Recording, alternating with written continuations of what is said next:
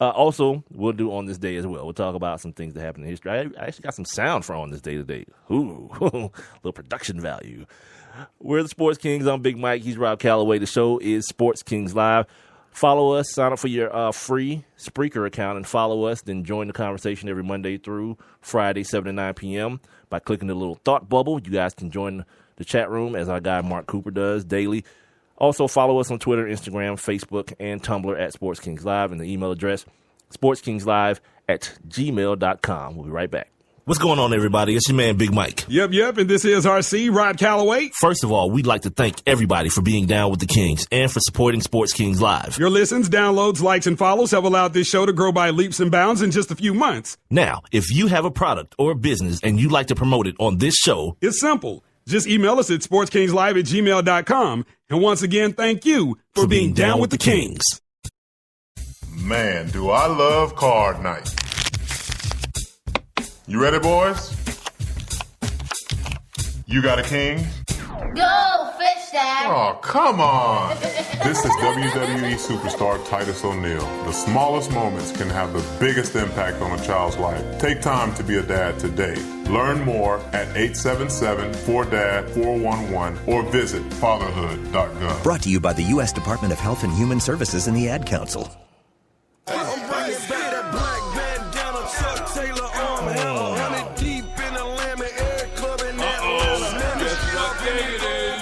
Guess what day it is? Hump Day! Let's go! Get it! Turn up! Boy, when Jeezy come on, you just gotta just let it go. Everything. That dude might not have the best lyrics in the world, but the beat and voice combo, Young Jeezy, top of the line. This is Sports Kings Live, here for your hump day. I'm Big Mike, he's Rob Calloway. Sports Kings Live is where you can, Spreaker.com, and the Spreaker app is where you can find the show. Search Sports Kings Live and then follow us and then join the chat room Monday through Friday, 7 to 9 p.m. Also, Twitter, Instagram, Facebook, and Tumblr. You can find us at Sports Kings Live. I'm bringing everything back. All right, speaking of the back. You know what? Yeah, before I get going on that, I think we ought to take a look back. I think we ought to do that first, Rob, because of all the hilarity that's ensued from this Heathcliff Huxtable situation in the last 2 days since the actual facts came out, the words from his own mouth has let everyone know that he is a dirty crotch bastard. And here's the thing. You're like, oh, why is Mike laughing? Because I love when bad things happen to bad people. It should. And I hate when good things happen. Well, I hate when bad things happen to good people. That's what I mean. Oh, by the way, too, next time you talk to Rodney Perry, yeah, tell him if he needs some help writing those Bill Cosby jokes, yeah, I'll send my price on over to him. I got a bunch of them. Since now, I guess now he can go ahead and drop that whole icon thing and like get to going on it. You tell us that I don't feel right writing jokes about our icons. Well, now roll them out, Rodney. Let's go. Do your gig. Sick bastard. Anyway, Rob, we got a short one today, so we'll get through it and then get on Heathcliff Huxtable. And now the Sports Kings take a look back. On this day. All right. And I mean that too, Rob. You tell Rodney I said that. All right. On this day in 1889, John S. Sullivan defeated Jake Kilrain in the last championship bare knuckle fight. Rob, guess how many rounds, dude? Just throw a number out there. 18. You're so wrong. 75 rounds. Yeah. Good God almighty. Manny Pacquiao, Floyd Mayweather, P words, all of you. These dudes went at it for 75 rounds, no glove. Let's go. Yeah, dude. Now, who were the fighters? I want to see how many minutes. John L. Sullivan and Jake Kilrain, Kilrain. This is the last one, too. The last one ever. The last championship bare knuckle fight. It lasted 75. What? Dude, yeah, I don't even want to do things that I like 75 times in a row. I'm just, keeping it real. On this day in 1953, Notre Dame announced that the next 5 years of its football games would be shown in theaters over closed-circuit TV. On this day in 1970, the Jim Ray Hart San Francisco Giants became the first National League player in 59 seasons to collect 6 runs batted in during a single inning. God dang, how you do that? Yeah, I'm almost convinced that back in the day they was hitting off tees. Dude's getting 6 RBIs in one inning. I guess if you hit a home run and like you bat around and you hit a double, I guess it's possible. It just seems weird. So yeah, never mind that. On this day in 1997, Cleveland's Sandy Alomar became the first player to win the All-Star MVP in front of his home fans as the American League defeated the Nationals 3-1. Wow. In all those years, he's the first one to actually do it like that in front of the hometown crew. On this day in 2003, Dominic Hasek announced that he planned to come out of retirement and rejoin the Detroit Red Wings. And then finally, Rob, on this day in 2010, this happened. The answer to the question everybody wants to know. LeBron, what's your decision? In this fall, man, it's very tough. In this fall, I'm going to take my talents to South Beach and join the Miami Heat. Miami Heat. That was the conclusion you woke up with this morning. That was the conclusion I woke up with this morning. Oh, Jim Gray, sitting down asking those hard-hitting questions. So is that what you woke up with this morning? Yes, on this day in 2010, 5 whole years ago, LeBron James announced his decision I love Jim Gray. to leave the Cleveland Cavaliers and join the Miami Heat, where they would win not 1, not 2, just 2 championships. That's a douchebag move. I hate when people do that, and I just did it. Yeah, that was low-hanging fruit. I'm sorry. I'm better than that. At least sometimes I am. All right. That is your July 8th edition of On This Day. Now. Hey, man. Yes, look, hold on before you do that, because I just want to. Did you find out how many minutes? Follow up. No, it didn't say how many minutes. But, hey, this dude, John Sullivan, this dude, his record was 44-1, right? They said that this dude's right hand ranks historically among such lethal instruments as a battle axe. That's outstanding. Which means he was knocking MFers the F out. Yeah, dude. Think about it. I would only assume that it was 3 minutes because, like, why would you change a sport like boxing over time? You know what I mean? And here's the thing, dude. Even if it was 2, it's 75 rounds. Even if it was 2, dude. And you know what's going to flip you out? Because you're going to, like, when we done doing this, you're gonna look for it, and you're going to find out it was 5 minutes, and that's going to really blow your mind. Well, no, but what's even crazier, Mike, is that they weren't even, like, in a real ring. Yes, people around them.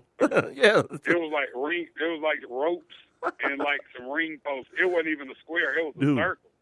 That's why I'm telling you, you got to look at this. You got to read this book, man, The $40 Million Slave, because they talk about a black dude who got himself, ran away from slavery, and then went over to England to do that same thing. I can't remember his name, but he was the first ever black champion. And they talked about how people was like trying to like rip him out of the ring, and it was feared that the people who were watching the fight was gonna kill this dude during the fight. While he's fighting the opponent. Was it maybe? Don't get me saying names, Rob. I don't know. But it's in this book, man, The $40 Million Slave. And when I was reading it, I was like, this is crazy. He's already fighting one dude. And then the white people that are watching are attempting to murder him while he's whooping this dude's ass. And they went something like 50 rounds or something crazy ridiculous like that as well. Yeah. I'm not about that life at all. Like, I don't understand people today who like getting hit in the face, much less people who I guess it's like if the alternative is me getting hit in the face over getting whipped with a whip and working all damn day picking cotton. Dude, I guess I'll trade. I have a book that the Stinger Mike Glenn wrote. because he has a library of books that he's written, or a collection of books, and he has one about famous black boxers. You know, well, I guess they will be unsung, but yeah, and it talks about a lot of those a lot of European black boxers. Like when we have some time one day, I'll talk about it. Yeah, dude. But it's awesome. Yeah, it's just ridiculous is what it is. It's like, well, I guess if I were getting my ass whooped, then, well, they wouldn't really get their ass whooped. Let me not tell that lie either. No, these dudes, think about it. These dudes had a bunch of pent-up anger in them from getting whipped all damn day and picking cotton and tobacco and rice. Yeah, you probably didn't want to fight those black men. Just saying. Okay, now, on to old Heathcliff Huxtable. Now, we told you guys yesterday about the sworn testimony that was released, that in which he admitted to buying Quaaludes for the purpose of drugging young women in order to have sex with them, which would, in my book and in most people who are rational's book, be labeled as rape. And then I told you guys yesterday how Jill Scott, she came out and immediately denounced him. Like, she couldn't believe that she had stood by this guy, and she's disgusted and all this kind of stuff. But I was waiting for this part to come. So yesterday I get up from doing the show, finished up everything, and then went on downstairs, and I'm trying to get my son ready for the school year as far as he wants to wrestle. So I'm trying to, help him work out and all that stuff to get his, not just to get stronger, but to get confident, you know what I mean? And we turn on the TV in our little weight room down there, and turn to CNN and see Anderson Cooper talking about it. And then when they went to commercial, I went back one to HLN, and they're having this roundtable discussion with a live studio audience with Dr. Drew, right? And I'm hearing some of the most ridiculous things ever. Like, I heard one dude blaming his wife, saying that she's just as guilty as he is because she had to know. Wait a minute. What do you mean she had to know? Was she with him drugging broads? That's a stretch. Maybe she knew that she was getting cheated on. I will say or this. he was having extramarital sex. You say what? But the chick from 05, he did that to her in his home, in their house. So I don't. Yeah, but was Camille there with him, helping him cut the Benadryl up? I can believe he did it in his house. But for somebody to make that leap from this being a douchebag to now this woman who, tried to stand by her man, it had to be hard. You know what I mean? I didn't even realize that the number had gotten him to 40 broads. 40 broads. 40? Yeah. It gotten up to 4. See how surprised you are? I was like, what are they talking about? I'm listening to last night. It's like, damn Quaaludes did he buy? He had a supply of Quaaludes. Well, he had his backup, the Benadryl. He had his backup too, so he had it covered on all fronts. And trust me, we're not making light of rape. What we're doing is we're shaming a pitiful old, over-moral, trying to be an extra moralist old bastard. I'm gonna tell you what the problem is with our young black men. What? They don't have Quaaludes anymore. I don't douchebag. I don't know. Well, we now know you can sell it with Benadryl. I don't know if Benadryl is anything like Quaaludes, but Benadryl will put you on your butt, though, man. Yeah, my lady, she had an allergic reaction the other day. I bought her some Benadryl. When I came back, I was like, "You feeling better?" She was like, "Yeah, but it just knocked me out." Yeah. So Benadryl will do it to you. Faster in a hurry, because that's what it is. It's an antihistamine, and it has those drowsy. That's why on the box it says, do not operate your vehicle while you taking these, because you'll mess around and fall asleep and kill somebody. But you got to break this. Yeah, what? You stupid. So then there was Whoopi Goldberg. Oh, Whoopi. Whoopi want to see the tape. Whoopi like you. She want to see the video. How you always talking about you? Who's like me? Whoopi Goldberg. Whoopi's the furthest thing from me. Me and you had this conversation a couple weeks ago. No, I'm saying, how you you found out Iggy had a sex tape, you wanted to see it. That. Like Whoopi's I need more evidence. Yeah, she's stupid. She's the person. She's the person that would see the tape and be like, but I don't know. It could be. She's that person at this point.